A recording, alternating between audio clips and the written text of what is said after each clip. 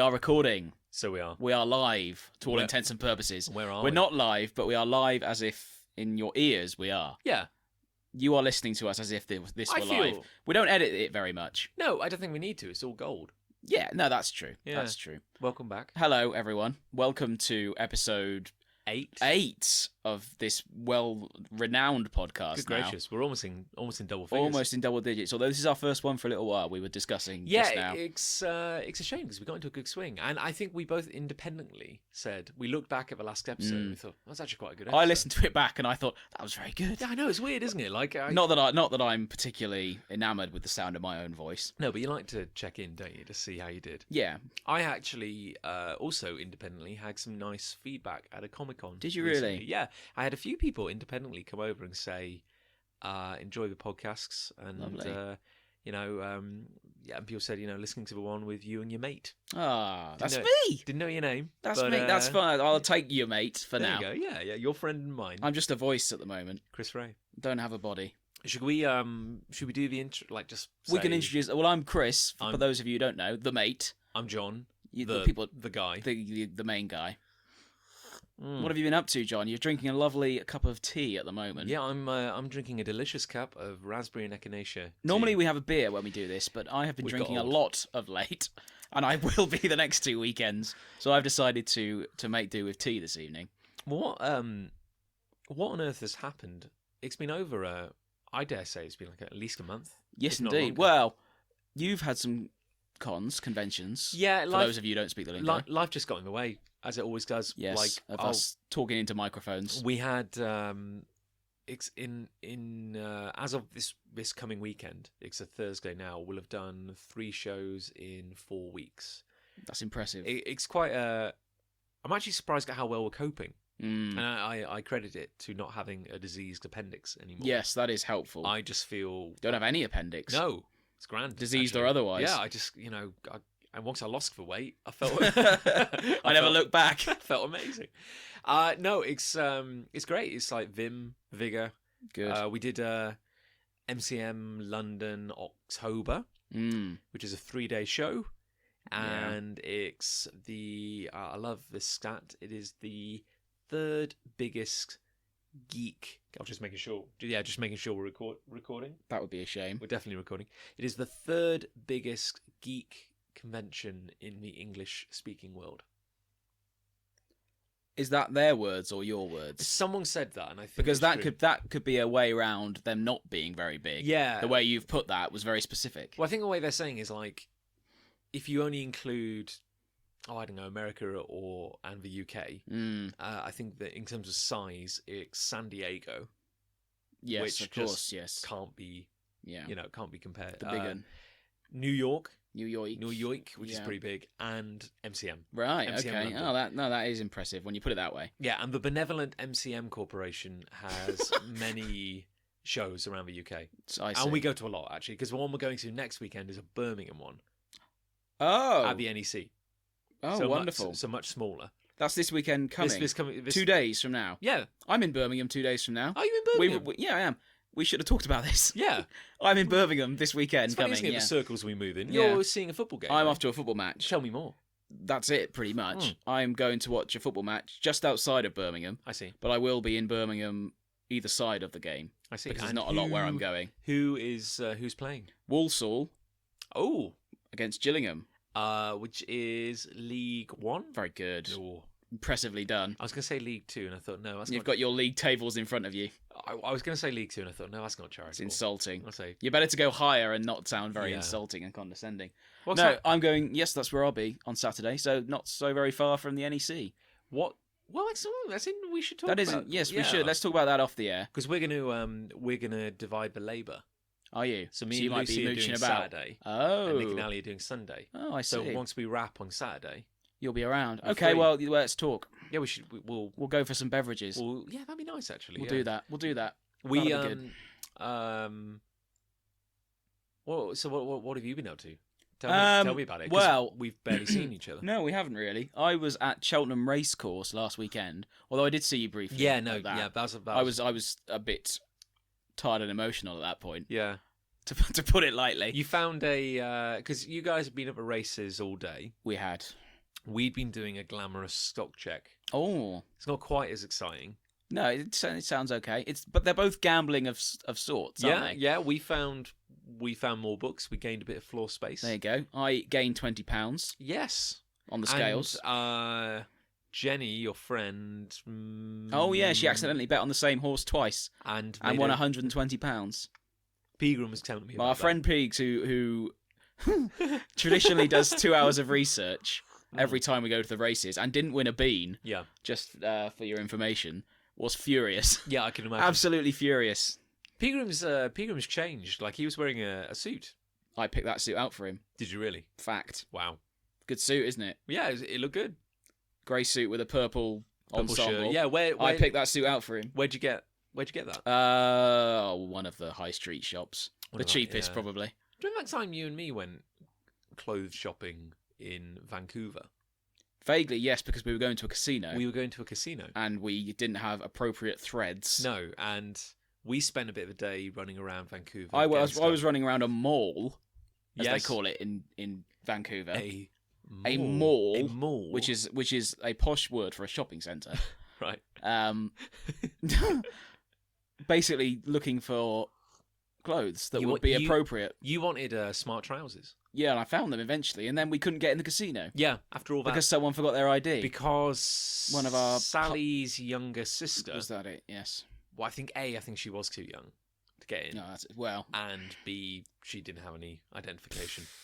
So we just went to a series of bars, didn't we? I didn't need smart trousers for that. If anything, I looked out of place in those bars because I was wearing smart clothes. I desperately needed shoelaces. I bought shoes that didn't have any.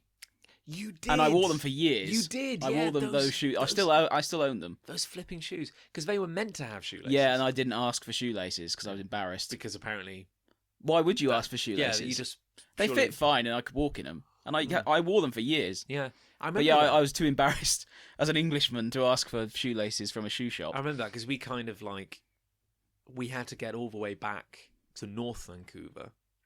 Where we you know the geography better than I do. I remember the bus station. But it's like we didn't have cars or anything, and Vancouver is like 5 different cities, and all the shopping we did in Vancouver. Then we had to get back across the strait. We took the sea bus. Yeah, we did, and then get the bus back, and then we got changed. And I seem to remember it a bit of a rush. Then we all had to get the bus back out again. Yeah, and then we couldn't even get into the nightmare. And then I remember going to all the bars. I remember that very night walking because we were in quite a nice bar getting cocktails, all the crew, and I had no money, and I said I need to find a cash point. Yeah, and I just couldn't find one, and I walked for about 40 minutes trying to find a cash point while you guys were all drinking. Classic. Isn't it weird things you remember? Because I mean, that is a very specific thing to remember. I'll be honest with you. I remember you guys were drinking. I want to say apple teenies because it was funny. because they were in the show Scrubs, yeah, basically, which we liked at the time. And it is weird the things you remember. That was like, what was it called, like Oaktown or something like that? It was like an odd area of Vancouver. When I was in Indonesia, I did it sounds grand if you call it a biological research trip, which I think is what it was. It does sound grand. Ostensibly. I'm just going to fill while you reach for your cup of tea. I'm reaching behind me for my cup of tea. Don't burn yourself. I'm trying not to burn myself on it. I've got it now. That went very well. I should probably say we've actually moved the mobile recording studio to my bedroom. This is the first time I've been in this bedroom ever, and hopefully hopefully the last. Hopefully the last. It's also given me an idea that we should try to record a podcast in every room of your house. It would be a challenge. It would. There are 2 toilets in this house. 3 toilets in this house. If you count Nick and Ali's upstairs bathroom. Yes, which I do. Yeah. So, we could probably make challenge. We could probably make the landing work, like the upstairs landing. I often thought you could turn that into a tiny little open-air studio. You could do all sorts with this space, John. My dream is to have a fixed studio.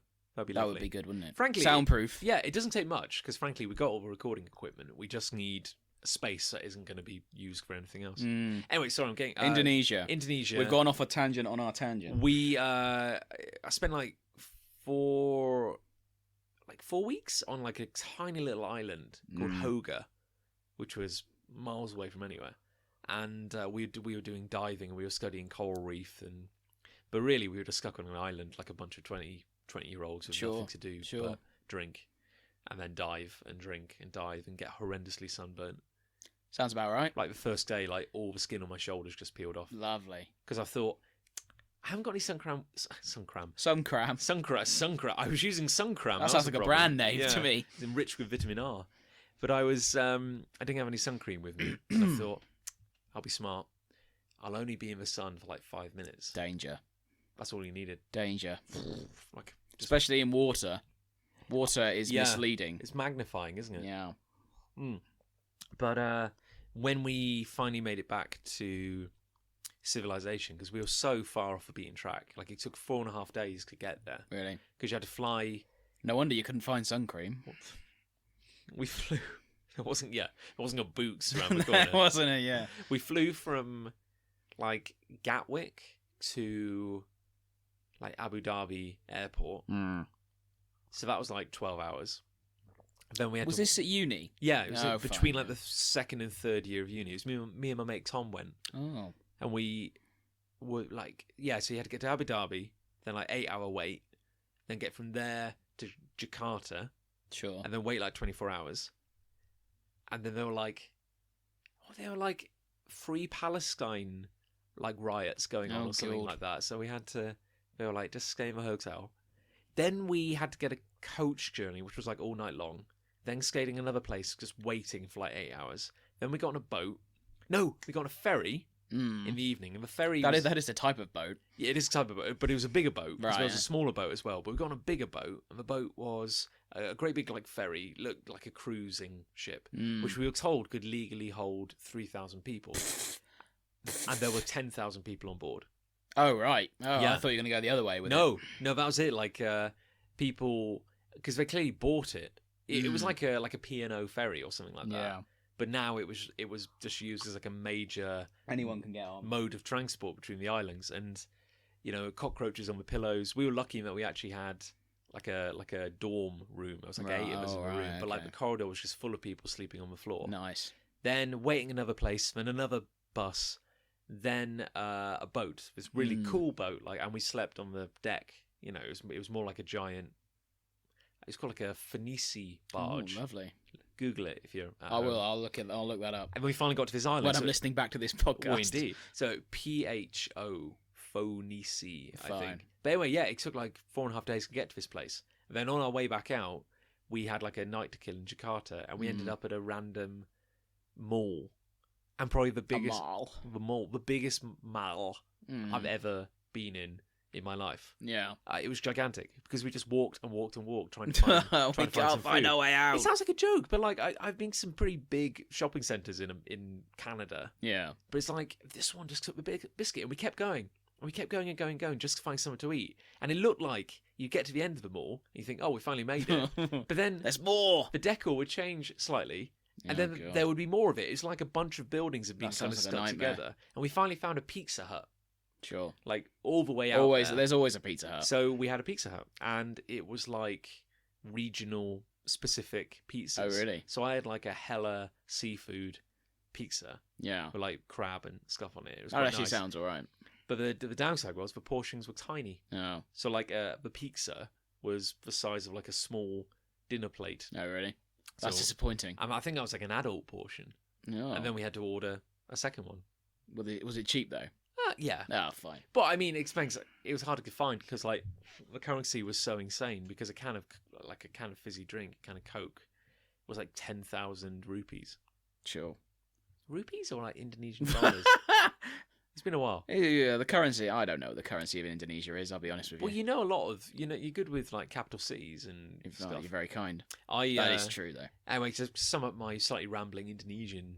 No, it was a strong anecdote. But I'll sum it up to say that I spent so long on that desert island, I'd forgotten. It's very Lord of the Flies. Like I forgot my name. I forgot how to clean myself. I forgot the PIN number to my card. Oh, because. What need for money was there on this tiny little island? Yeah. And when I got back to civilization and we had a bit of time to kill before... Jakarta, I mean. So we had a bit of time to kill before we caught our plane home. I had to get some cash out. Forgot your PIN number. I forgot my PIN number. I assumed it was like my birthday or like the year of my birth, which it isn't if you're listening at home. Yeah. And I put it in, and I was like, beep, beep, beep. Oh, it didn't work. I'll try it again. Beep, beep, beep. Oh, it didn't work. Try it again. Oh, it swallowed my card. Gutted. So now I had no money. And your card was lost forever in Indonesia. Basically, yeah. That happened to me in Stoke once. Well, granted, it's not quite the same, but no, I mean, Stoke can be quite wild on occasion. Yeah. But I had to borrow a million Indonesian dollars. What's that, like 20 quid? That's like 40 quid. Yeah. I had to.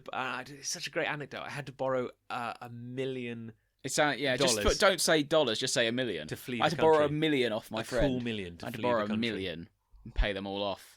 That was an interesting. Actually, if you'll allow me, you carry on, John. If there's more to it, then you carry on. We've been living pretty rurally for like this time, and this is the only life I know. Well, you're basically, and then we got back, and we were like, we've got one night in Jakarta to kill, and Jakarta was a weird city because you get like very urbanized. Oh, it's just like a great big.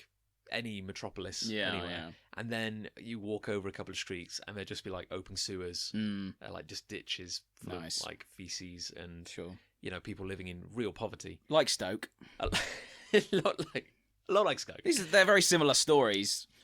And then we someone said, well, let's all go to a nightclub, and we ended up in this really random. Because, you're walking along, it's like, oh, dirt track. It's like, oh, what's this? And then there's this building. Looks a bit nondescript from the outside. And we go in, and suddenly it's like blazing, like hyper techno nightclub.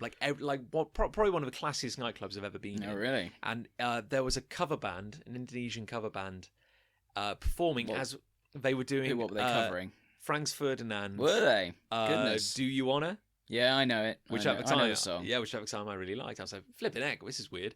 And they were like, they were very much like boy band, like girl band, like really stylish, like dyed hair, everything. We're all singing. They're cool, perfectly choreographed. There's a great big square bar in the middle of the place, and it's all neon blue lit. And the bar was all made of metal, like it was like plate steel, and it had like a gutter. So you could sit at the bar and had a gutter running all the way around.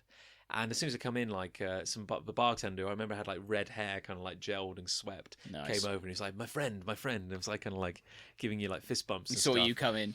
Because they're like, oh, the Westerners, like they've got all the money and none of the sense, and they'll buy. They love showing off with their stories about my friend lending me $1 million.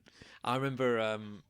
But we were drinking, and I had a very sudden moment where I was drinking, thinking, "This is great! I could drink all night." It's only like I'm really drunk. Like, oh dear! Like right this second, and Boris, who was he was my dive partner for much of the holiday. And Boris, if you're out there, I hope you're well. But, Boris was a curious character. He was Russian American. He had a slight hunchback. I mean, that would be incredible if he did end up on a whim listening to this. Well, I'll be kind that would be incredible. Well, that would be we would not have any anecdotes because that would be the best one we could tell. With that in mind, I will be charitable then to Boris and say, he was a lovely guy, but with the best will in the world, he was not the most graceful gentleman underwater. So I remember, for example, once we were diving and you had to be in partners. You had to look after yourself and everything. We're about 18 foot down, and we're all wearing these lead belts. Sure. Which help you maintain neutral buoyancy. Yes, you should be able to control it and just float at a level playing field. Yeah. And I remember swimming along and got my mask in, the beauty of nature, isn't it wonderful? And there's Boris. And I see something go, oh, what's that? And I see this lead belt go from like the upper right corner of my peripheral, just go, and just disappear into the void. I'm like, huh. And I look up, and Boris is above me going, oh, no. And like shooting up towards the surface. And I've got like my breather in, and I somehow managed to like go, like scream for it going, and I think his name was Mike, like one of the diving instructors was like, oh heck, and he heard it underwater. And the two of us each grabbed one of Boris's legs. And we were trying to like hold, like, because we didn't want him to go up too quickly. He didn't want to get the bends or anything like that. Right. There were all these. You were sharks. Quite deep then. Well, yeah, not deep enough that it probably wouldn't have killed you, but it's like deep. There were so many sharks. It was like if you've been down at this depth for this amount of time, then you've got this much nitrogen in your blood. Oh, okay. And so you have to calculate, cross-reference. Amount of time. You have to be out of the water for 6 hours before you can go back in. And right. It was all this kind of stuff. Yeah. Like we could only dive 2 times a day. You couldn't do it more often. It'd be dangerous. And so we were like, oh, heck, Boris. So we grabbed his limbs and I think we slowed his ascent and our ascent enough. Because the next thing I know, we're at the surface. And none of us have like started bleeding out of our eyes or anything. So that's good. We're clearly okay. That's good. So that's Boris. But Boris did... I like him. I like the sound of this guy. Boris did teach me my favourite card game, Durak. Oh, yes. I enjoy a game of Durak as much as the next guy. It's a very good card game. But long story short, Boris disappeared at one point during the night in the nightclub, and I remember going to find him in the Jenks toilets, and there was a locked cubicle, and he always wore these kind of great big Doc Martin kind of like thick black boots, and you can see gap at the bottom of the cubicle, door in front of you, and you just see these 2 feet poking out the front. So Boris is in there, and he's not only standing, but he's standing with his face against the cubicle door.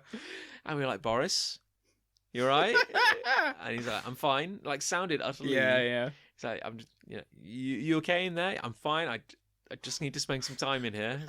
That's cool, Boris. No, for reasons I'm not willing to disclose. We'll leave you to it. But anyway, I got very... I drunk to a point where I suddenly felt very ill. It's like, blah, Been there. And someone poured me into a little rickshaw. And I got back to the hotel. Somehow made it to my room. And I spent a good portion of the night throwing up. Oh. And the only reading material I could find in English was a copy of the Bible. Was it? That would have been my guess, actually. Yeah, it was a copy of the Bible. So I spent most of the night throwing up and reading Revelations, the Apocalypse, which I thought was great. Oh, which is why I have. This sounds like a classic night. Yeah, it was a good night. I had a surprising knowledge of the Apocalypse now. Oh yeah. But then I went to sleep. And Boris was actually... I can't touch a Bible without throwing up anymore. It's Pavlovian. But Boris was actually my roommate. And when I woke up in the morning, he had returned. Oh, good. He was and back. I felt fine in the morning because I probably got it all out of my system. But he was utterly convinced that our drinks had been spiked. Right. Like he was just like... Possibility. But he was saying like the reason we felt so ill, he was saying like, no, I wasn't drunk. Of course, we found out after the fact that Boris had polished off like a whole bottle of vodka. Of course, he had. Under the table earlier. But no, he wasn't drunk. It was entirely, it was entirely. My 20th drink was spiked. When we came, I will just sum this up. When we came into that bar, I don't know where we started. I don't know. I already lost track of where we were. But when we came into that bar, the bartenders, who were all beautiful, had like the hair done up and all very very stylish and cool, were spinning the drinks. Oh yeah. Doing the bottles, doing all the things. And I remember this one guy, as soon as we came in, was spinning this great big bottle of vodka, had it by the neck. Yeah. And it came down and it just good. Just exploded. Good. And he was left holding like the neck of a bottle, like half a bottle, right. Jagged shards, and about like a quarter of the contents of the bottle in it. And he looked at it and just poured it into another drink. And we were looking at it thinking, how much broken glass was in that drink? Don't order the vodka. I like it when show-offs go wrong. And the final thing was the metal bar, which we were leaning on, we were sitting at actually and drinking, had this gutter cut into it. Yes. And of course, at one point in the night, someone walked around the bar pouring alcohol into it. I was going to ask if it was some sort of fire to it. Alcohol funnel. So then we had a wall of fire. Oh, yeah, that's lovely. And that's my Indonesian bar story. That was excellent. I enjoyed that one very much. How did we get to Indonesia? Shopping malls, Vancouver, clothing, pilgrim suit. Oh my word. The races. We really do go off on tangents sometimes. So how did you do at the races? I was £20 up at the end of the day because I had a 33-1 win. Who was your horse? Oh, I can't remember the name of the horse. It was number 3. So why didn't you win 33 quid then? I did. But I bet on other races and lost a lot of them. But that included some beer money as well. Yeah. So that was pretty good. That's not bad, I don't win very often. If you can get through the day and be in sweet profit. Yeah, or at least just cover all year. Yeah, you've done all right. Yeah, I've still never been to the races. Oh, well, that is outrageous. Not seeing as you live in Cheltenham. Well, to be fair, don't tell them where you live. You always have your birthday bash is always at the races. Yes, it is Gold Cup. Yeah, which is the big shebang of Cheltenham Racecourse every year. People come from far and wide. Yeah, and I always managed. Well, to be fair, you used to work in a school, so true. But this year I was going to come. You were ill. I was ill. Well, that was a theme until that nasty little appendix came out. You know, it was a rough period, but it's gone now. It's all over now. So next year, but yeah, it was good. So then, like after the races, because you guys have been there all day, we'd been busy doing stock check. Bit of stock take, which wasn't exciting, but needed doing because it's one of those things that does need to happen. Well, exactly. Yeah, if you're running a successful business. Well, running maybe not successful, but running a business. It's successful enough. Well, we're surviving. Exactly, which is nice. There you go. The That's successful in this day and age. Yeah, sometimes that's all we need. What was I going to say? Yeah, but we're getting to a point where we're having to do, or we will soon have to do, our first ever company's house submission. Oh. Yeah. It's very official. Yeah, it's slightly different to being self-employed or a sole trader, which you've had some experience with. Yes. And I've done a couple of tax returns as a... It's a pain. I didn't find it too bad, actually. Mine was quite easy, but it's still a pain. Yeah. I had Did you do it online? Yes. Yeah, it's a pain. Yeah. I had to pay... The first year I did it, I had to pay £1.86 in tax. How much did you sell?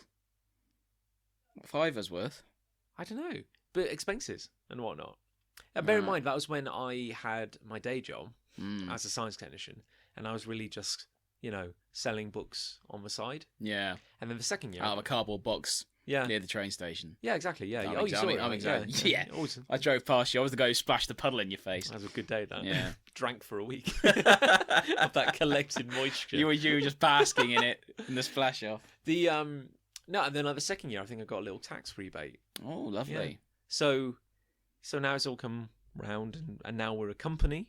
We are a limited company, and so lovely stuff. We have to put in there's a word for it. It's slightly different, but like a company's return. Yeah, whatever it is. But you have a financial advisor. Yes, and he's given us some financial advice. Oh, that's good. He's doing his job then. Yeah, but frankly, I think at the moment we're flying solo. Oh, that's and right. I think we've got it in hand. Good. I think for the level we're operating, we don't have any employees. No, we work with freelancers. You're all. Yeah. So what are we talking about? Oh, yeah. So that's stock check, and then I swear we'll get there. And then we joined you and the crew. I don't even know where this story's going to end. No, it's a wild roller coaster. But we had a lovely meal. Is what I'm trying to say. We had a nice meal, didn't we? Yeah. At County Kitchen in Cheltenham. That's our top. That's our tip. Go there. It's nice. Yeah, because we actually beat you there, Lucy and I. I thought you'd. I walked straight past you. You certainly did. I was hiding in the corner. We're quite a small restaurant, so I don't know how I missed you. Yeah, actually, I do. I'd been drinking all day. You were very drunk, but merry, happy drunk. I was in a good mood. Yeah, you're all in a good mood. Poor old Jolly was complaining of the abuse he'd had over that jumper he was wearing. Oh, it's a horrible jumper. Well, he'd taken it off by the time we got it. He looked like he'd come straight from Eton. Was it peer pressure that made him take the jumper off? No, I think he was just warm. Yeah. He says he was warm. He said he was. We were abusing the jumper, though. Yeah. Well, I mean, it is saying something when Pegram is mocking you for your. I think that's the lowest of the low. Yeah, if you're getting fashion abuse from Peegs. Yeah. He doesn't listen to this. Oh, as I was going to say, because I think you may not remember because you were drunk, but I discovered a new drink, alcoholic drink, which is quite nice. It is a whiskey sour. I do remember. Do you remember this? I do remember this. It is. I remember because you've just said it. Yeah, I wouldn't have remembered otherwise. This is why I thought I'd repeat it because you were tired and emotional from all that drinking, all that drinking and winning and what have you. But a whiskey sour is two. Well, you can make it bigger, I suppose, but 2 shots of whiskey, or I guess bourbon. Lovely. Yeah. I think it might work better. What's the difference between whiskey and bourbon? Well, I'm glad you asked. You don't know the answer. Is what I think. I have an answer, but I don't know if it's the right answer. I think they're spelled differently. The biggest difference is basically whether it's American or UK. What made in? Yeah, in the because if it's whiskey with a Y, it's made in Scotland. Yes. If it's whiskey with an EY, we've had whiskey in Scotland, haven't we? We have indeed. You were not a fan. Not at the time. No. You've come round. Well, I don't mind whiskey now. At the time, I downed it because I thought it was horrible. Yeah. You see, which was a mistake in itself. Yeah, but that was a good. It was a very. We were drinking with some German chaps. Oh yeah, In the middle of Edinburgh. Guy. Yeah, you didn't make it into the nightclub though, did you? No. You got turned away at the door. I was turned away because I was staggering up the street. And that's when was that when you were arguing with the bouncer, saying like, "Why won't you let me in?" I said, "Why won't you let me in?" And he said, because you're too drunk. I was like, "I'm not. You're being too vague." Which, to be fair, he was unbelievably specific. I was too drunk. So be more specific. Be more specific. You're being really vague. I when I was at uni once, we were out on a night's drinking, as we often did at uni. You know? I often went drinking at uni. Yeah. You? Surely not. I know. But we were out. Shocker. It wasn't even that late. It was like 8 p.m. or something like that. Woo! And we were going into we're just walking into a bar, and I legitimately just caught my foot on a paving slab. Yeah. You carry on. You told me this story. I'm just saying, like, interaction with bouncers. I caught my foot on a paving slab. I stumbled, and the bouncer was like, "Whoa. He's not coming in here." I was like, "Why? You're too drunk." And quick as a flash. No, he said, he said, I said, "I'm not drunk." He said, "Oh yeah, you're just not used to stairs, are you?" And quick as a flash, don't know where it came from. I just said, "Yeah, I live in a bungalow." And that's good. Yeah, and I just looked him straight in the eye, and I don't know where it came from. Because I don't like confrontation now, and I had no... Yeah. Even then, I was like, it's not the kind of thing I would do. But he looked me in the eye, and he's like... Go on. I respect you, kid. In you go. Shook my hand. I like your sauce. Yeah. To be fair, as much as I always argue my case if I'm ejected from a... Eloquently as well. Thank you. Yeah. From an establishment. That was the night you threw up in a tray. On a tray. But as much as I try to argue my case with you're sort of invalidating my point here. As much as I always try to, we had a boat race. We had a drinking boat race, story. And we won a bottle of champagne, didn't we? And you drank. No, I won a bottle of champagne because I threw up on the tray. Right.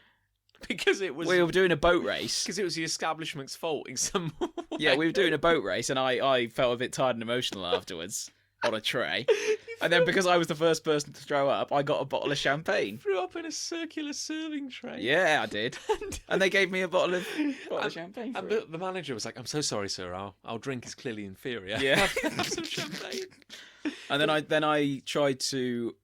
I remember everyone left, and there were these French girls who were. The premise was it was a pub crawler organised by the hostel where we were staying.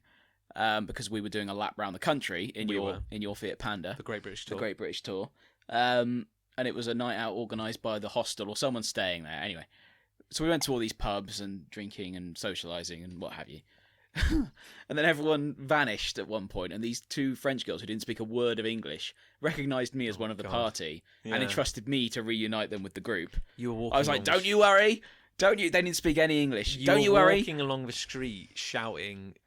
Wasn't it numbers or something in French? Those were the only French words I could think of. Yeah. Because we'd been drinking before we went out. Yeah, but that's when we went drinking with the German guys. Yeah. Then we went on the pub crawl. Oh my god, yeah, the bikers. It's all coming back. So yeah, it was... to be fair, the bouncer was well within his rights to tell me, you're not coming in. And that's sort of... That brings me back to my original point, which was... I always try to argue my case when I'm ejected from an establishment, but they're usually right on the money. Because I am too drunk, and I have done those things. But at the same time... walking out the fire escape with 2 bottles of cider in my hand. Oh. First night of uni. I remember you got chucked out of the union. You called me, because it was your first night of uni. I got chucked out of the union for walking out the fire escape with cider and you should have been out socialising with people, but you got kicked out. And, yeah. That was a shame. They all came back, actually. What, to find you? Because they all were like, oh, well, if Chris has gone home, we'll go back and drink with him at home. It's not a party without Chris. Well, you say that. And it set the scene. But why, here's the thing, though, because I know I've seen you in various states of thank you sobriety, but why do you think, is it because do they think because you're drunk you're going to be violent, or do they think they don't want you throwing up on things? Or I suspect it's more that you're going to be a nuisance in one way or another. Yeah, because I don't think I've ever been in a fight I would lose. Yeah, I would lose a fight against most people. Well, I've talked about this a lot. There's that argument that people say, "Oh, alcohol makes you violent," or no, not necessarily. No, it lowers your inhibitions. But I'll It depends what kind of person you are. I think it? that's it. Like, I think it just amplifies what you are. Because I'm stupider. well, we all are really, but it's like we've always had quite a boozy group of friends. Like it's just like by which I mean like the ways we used to socialise always revolved around drinking. Yeah. Like we go to the pub as soon as we were old enough to, maybe even a little bit before we were old enough to. There were some very lenient pubs. There were pubs in the middle of nowhere which didn't really. They didn't care. As long as we didn't take the mick. They usually okay. the only law they obeyed was the law of the forest. Yeah. But pick up your trash. it's like I don't think any of our crew were violent drunks. No. Like the kind of thing where you get blind drunk and then just go start a fight. No, I got punched in the face once for literally no reason. Yeah, but you were on the receiving in Stoke. end. Yeah, I didn't know what to That do. punch, yeah. I went home. I was like, I don't know what's just happened. I'm going home. You're right, Chris. Yeah, I think I'm just gonna go. Yeah, it was just like that was really weird. The when I was at uni, we used to go to the student union, like you do, and there was this big. I don't know what yours was like, but it was like. You went there. I did go, but I'm trying to remember it. LRV. Yeah, but It's a big room. Basically, one at Leicester was built into the big building where everything happened. So like the nightclub venue was downstairs. I understand. Yes. And the way the building was built, it was on a hill. If you know what I mean, like the ground floor got the basement got bigger as you went down the hill. No, I understand. So it was actually quite a big venue. And it had different rooms, and every room was like its own thing. So I can't remember what the big one was called, but the side room was Red Leicester. Oh, like the cheese. Like the cheese, which was the indie night. That happened on a Wednesday. It should have been the cheesy room. But cheesy music. Well, maybe no. The cheese. Nobody thought of that. But the joke starts to implode in on itself after a while because the big room was full of cheese. The side. I mean, room that is was maybe Red the side Leicester, room was but it played originally rock. cheese, but they found that cheese was so popular they had to move it to the main room. Well, then there was one upstairs, another room upstairs called Shampoo. Okay. Just breaking the pattern, which was like disco. I don't know how that relates to Leicester. Everything from disco and pop and everything. But it seems like an absolute mess to me. We were out one night. And we were in the club doing our thing. And it was me, I think it was a few of my uni mates. It was Jason, John, and Debbie. Okay. Debbie was really cool, and Debbie didn't take crap from anyone. Sure. She could kick your ass, Debbie. And this guy, we were in the middle of a dance floor just going, woo, doing our thing. That's how I dance. That is pretty much how you dance. I can confirm. For once, I'm the only one who can see what you've just done, and I can confirm this isn't that's pretty much how medium. you dance. And this guy comes over, and he's blind drunk. Like, proper. I don't think he, no idea what's going on. But he sees Debbie, and he starts trying to dance with her, and Debbie's not interested. And he gets a bit grabby, and we're like, "Oh, what's going on here?" And Debbie just goes, "No, dude, just back off." And he kind of sways for a minute because he's more animal than man at this point. And he punches her. Oh God! And he punches her in the face. And like I said, Debbie is pretty badass, and Debbie was like, "The hell? What the hell was that?" And we all kind of sprung at this moment. Sprung into action. And it was weird because it was one of those weird kind of like group things where it wasn't coordinated, but somehow, and bear in mind, the John of, good God, like 9 years ago, that's depressing, isn't it? We shouldn't get into that aspect of it. John of like 10 years ago didn't have a black belt, was not a highly trained killing machine, and did not have 2 tickets to the gun show. And everyone's invited. Yeah. But no, and I ended up grabbing this guy's arms, like from behind, like arms. Like Jason and John stepped in between him, and I kind of like locked his arms behind him. Nice. And I'm thinking like, we're doing it as a team. Like we're helping a friend. All I can picture at the moment is the Peep Show episode where Mark sits on the robber, and then he gets his girlfriend to phone the police because he doesn't know what to do next. I'm just imagining you going, What do I do? What do I do now? Clearly you've seen it then, because I was like, yeah, teamwork. But everyone else's reaction, John and Jason's reaction, was like, "Oh, Debbie, are you okay? Let's." And they just And then you were just took her away. And I'm just in the middle of the dance floor, holding this guy's arms behind his back, and people are just dancing around us. I mean, that's weird. I'm just kind of standing there, and he's like not doing anything. I'm like, what happens now? And I just kind of like took my hands out and just took a step back. I bet he didn't know what was going on. No, I did. Yeah. Didn't even know. It just swayed off. Whiskey sours. Whiskey sours. Equal parts whiskey, lemon juice, and then sugar or oh, I remember. gum I remember this syrup, which is just like a sugary syrup. You're explaining it to me now, and I remember it. Over ice. Yeah. Shake it. Yeah. And then... No, I recall this happening. And served with a slice of lemon and a cherry, if you're very lucky. Lovely. I don't like cherries. It's one of those, like... I like cherries. Do you? But it's one of those, like, glacier cherries. You know, the Oh, ones yeah, which the are... posh ones. No, the really cheap ones. Ones which are sugary. Oh, yes, I know. Would you eat Would you eat a cherry cake if someone gave you a cherry cake? No. Really? Why, have you got me one?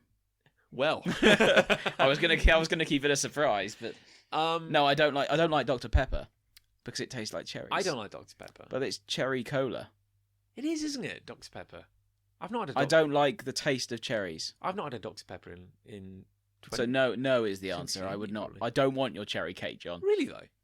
Seriously. Not that I'm dismissing your... I can't emphasize that point enough. But it's like if you have like a proper cherry, then it's like, oh, that's, you know, that's a thing. It's fruit. It's food.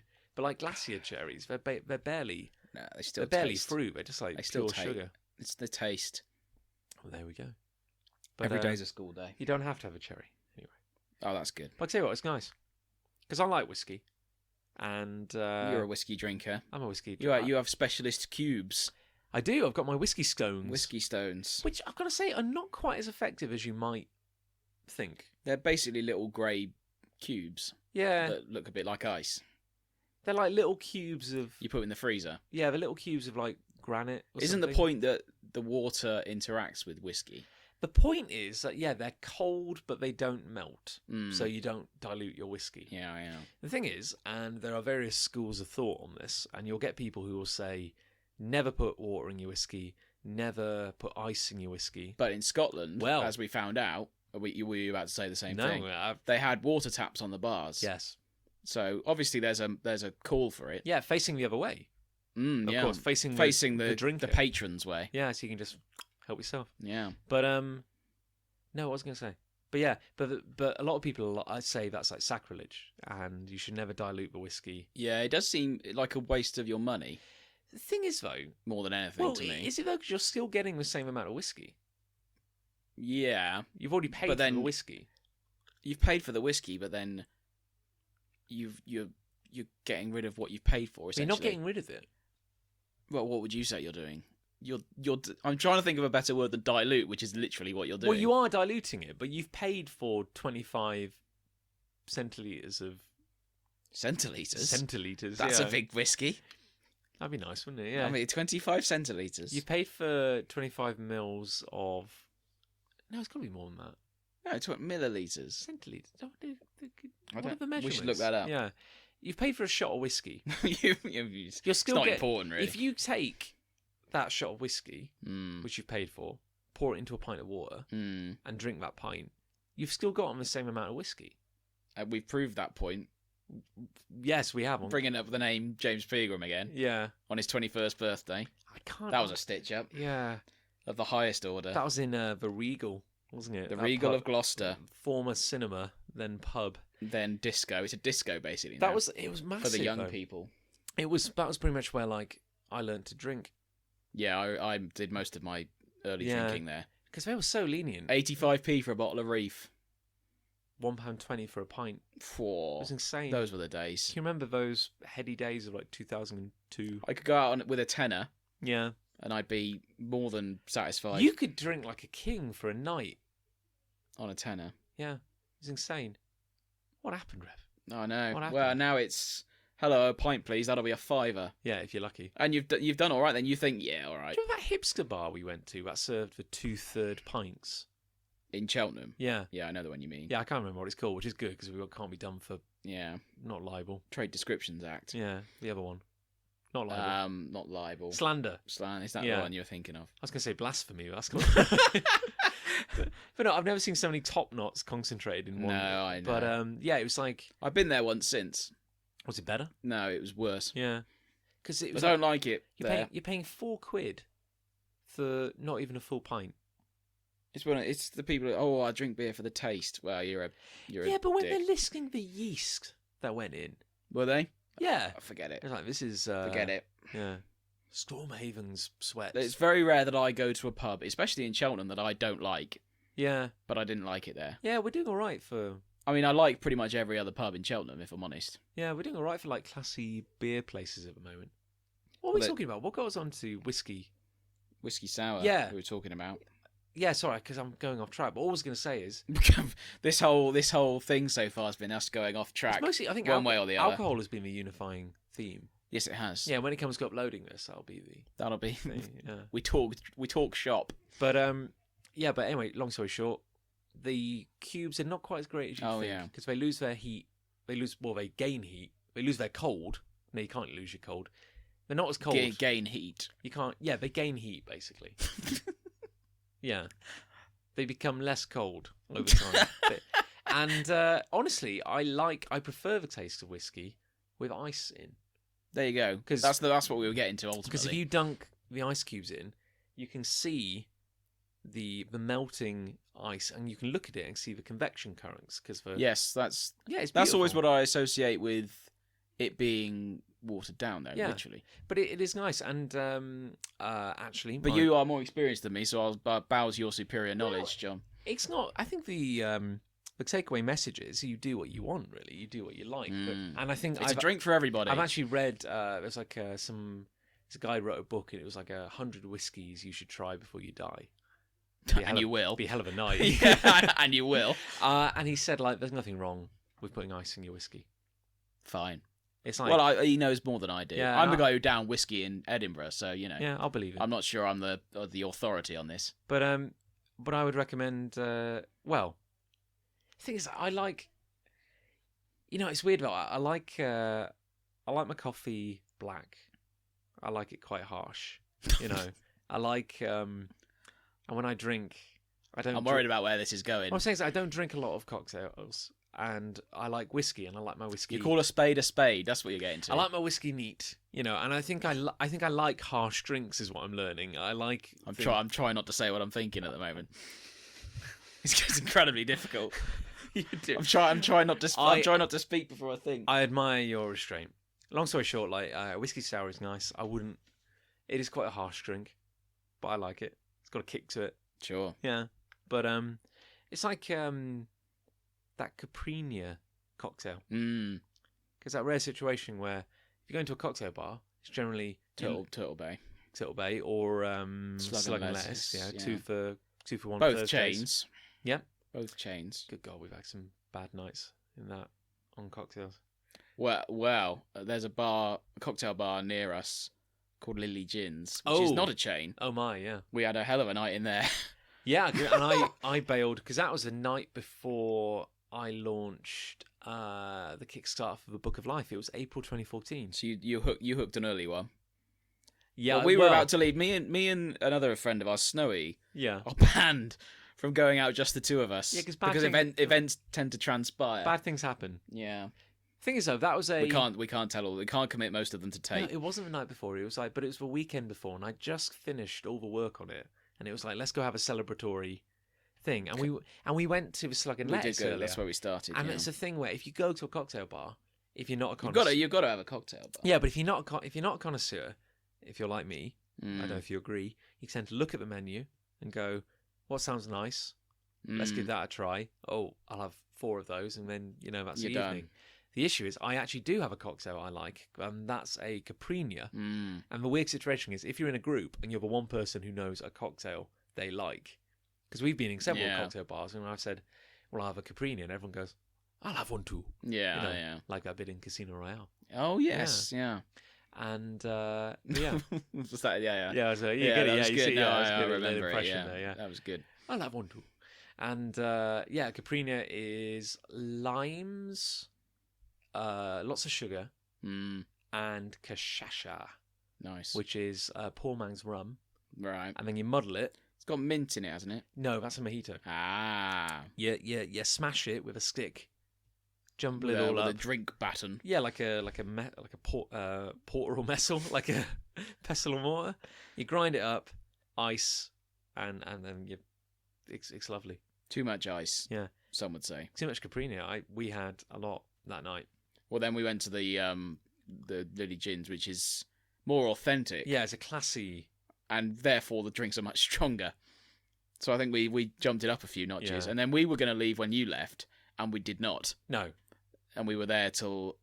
Well, we were involved in a lock-in. Yeah. At a cocktail bar, which got as messy as you can probably imagine it did. Well, you got to know the owner or something that night, didn't you? We were very good friends. I think he's left now. Yeah. But whenever I saw him, we were amazing. Whenever I saw him, we were like, "Hey, how's it going?" I think he left because he kept. We spoke quite a lot. I think he was let go because he kept having lockings and letting people drink the Yeah, bar dry. people kept trashing the bar. Me. You and I went to Lily Jing's like a year or so later. And do you remember we were doing rounds, and I remember we went in, so let's have a cocktail. And I think you, foolishly perhaps, but very generously. Oh God, yeah, like, I'll couldn't get remember these which in. night you were talking about. Yeah, And I was like, well, if I'm going to be paying £8 for a drink, and I said, well, tell you what, I will have a whiskey. And that was a classic example where I was like, I don't feel like a cocktail, but I will have a double whiskey. And I remember another just weird bar interaction where I said to the gentleman, I said, because you'd ordered like something with a curly straw, and I think you were throwing up in the corner from the price of it. And the guy goes, "Oh good God!" Yeah, well, I often got a discount in that bar. Yeah. Unfortunately, this was not one of those occasions. You were like, "Don't worry, I've got an in," and then he was like, "That'll be 20 quid." He was like, "Oh, okay." But I said, "What whiskies do you have?" And he said, "Well, we do have the Lafrague." And I go, "That sounds nice. I'll have a double. I'll have a double, please." And he goes, "Are you sure, sir? It is very smoky." And I was like, "Just pour." Just shut up and pour my drink. And it was delicious, actually. Yeah. And it was smoky. Lovely. It tasted like, I don't know, sticking your face headfirst into a bog. Oh. A peat bog, not a toilet. Oh, good. No, Yeah. that's fine. You could taste the dirt. It was very nice. You can really taste and feel the dirt. It was really nice. And and that's drinking. That's drinking covered. We've got lots more stories. Go ahead, Dan. We could keep going, couldn't we? We can't keep going on that. Otherwise, we're gonna you see, reveal too much. I think. You see, the reason I left early when on that big night in Lily Jing's was because I was really drunk. Because it was 2 for 1. So were we. It was 2 for but you handle it better. I'd already got to a certain extent. The corridor was already spinning. Yeah. For me, it was 2 for 1 in. Pardon me, 2 for 1 in the slug and lettuce. Yeah. We were all on the Caprinias, and we did 3 rounds. So I'd already had 6 Caprinias before we got to Lily Gin's, and then we had a few more there. We did. Good times. It was good times. Yeah. Good times. You know that thing when you're so drunk, the room you lie down. I'm familiar with it, with sensation. Yeah. Yeah, absolutely hate it. I don't. Put your feet on the floor. There's a tip for you. Did you read that on Cracked.com? No, I just did it. Does it work? Yeah, but usually you put your feet on the floor because you run into the toilet. That's the problem. Well, it's true. Ah, well, there we go. But no, that's why I brought it up, because ever since I really started drinking with a vengeance. I'm a serious drinker. At uni, I would drink, and I enjoyed it. Drank like a fish because I was always so thirsty, and then I would just I'd hate it when the room was spinning. And yeah, I read on the online today a little life hack, and they said if you're so drunk the room is spinning and you're lying in bed, stick a foot out and put it on the floor. Yeah. Don't confuse that with putting your hand in warm water. No, because that will go wrong. Put your hand in a bucket of warm piss. Put your foot in a bucket of water. And it'll be fine. Everything will be fine. Well, that was not what I expected we'd talk about. That was probably like the king of. No, that was a good shout about drinking. I thought we were going to set the world to rights. I thought we might discuss Trump. I think people have heard enough about that. It feels wrong saying it, actually. I'm not getting into it. I refuse. No. I think people have heard enough about that individual for a while. Yeah. They don't want us wading in. No, I've got lots to say on it. Yeah, if you'd like to hear me talk about it, then please feel free to contact me. Yeah. Well, to be fair, we've got 4 years worth of podcasts. To we've got to fill it out somehow. I got to say, I've quit Twitter and Facebook. I noticed you weren't on Twitter and Facebook recently. It's not that I'm like, if anyone messages me, I'll still be checking. I just need a bit of a break from it. Yes, that's fair enough. Because it's kind of like, it's all really negative. And I don't mean that in like a kind of, oh, just cheer up. I don't mean that, because frankly, there is a lot to be negative about, and I think a lot of people's fears are quite justified. But also, I feel like putting it all on Twitter isn't helping.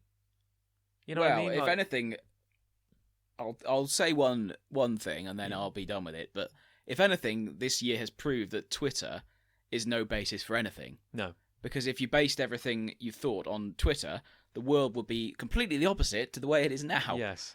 Frankly. Well, this is the thing though. We all surround ourselves with people we like. You don't follow people you don't like. But even in a general sense, you see what's trending on Twitter, and a lot of what I suspect the polls and those sort of things have got wrong is because they've based a lot of what they're researching on social media. Yeah. And it turns out that not everybody who's eligible to vote uses social media. It's just a very certain age group in most cases. Yeah, it's funny, isn't it?